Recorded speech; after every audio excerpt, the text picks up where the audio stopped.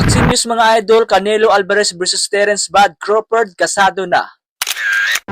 Kasado na po mga idol ang isa sa pinakahihintay na laban sa boxing ngayon, ang Canelo versus Crawford. Wala talaga imposible mga idol kapag si Turki Al-Sheikh na ang gumalaw. Maraming naniniwala noon mga idol na imposibleng mangyari ang Canelo Crawford dahil sa napakalaking pera na demand ni Canelo. Nagdemand kasi si Canelo mga idol ng $150 million o mahigit 7 billion sa ating pera. Napakalaking pera po nito mga idol, pwede ka na magtayo ng 7 malalaking building at magpakasarap sa buhay. Habang si Crawford naman mga idol ay hinahabol ang malaking bayad kay Canelo. Buong karir ni Crawford kasi mga idol ay hindi pa ito nababayaran na kasing laki na kinikita ni Canelo sa kanyang bawat laban. Kaya masaya talaga itong si Crawford ngayon mga idol dahil sa wakas ay pumayag na itong si Canelo sa laban. Pagdating naman sa prediction mga idol, marami talaga ang naniniwala na matatalo o matutulog lang itong si Crawford kay Canelo. Napakahirap kasi itong ginawa ni Crawford mga idol. Huling laban ni Crawford ay nasa 154 pounds. Kailangan pa niya umakyat ng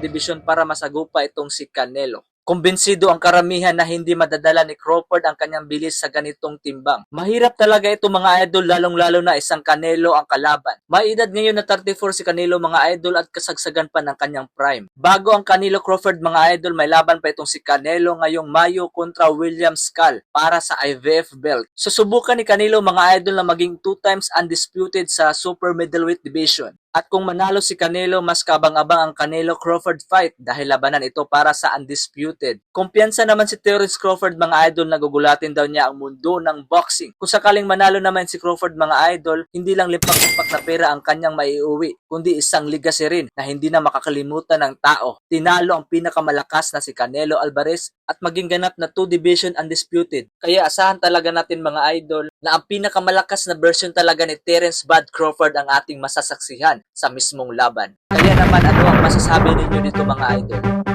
Wow Highlights TV. God bless.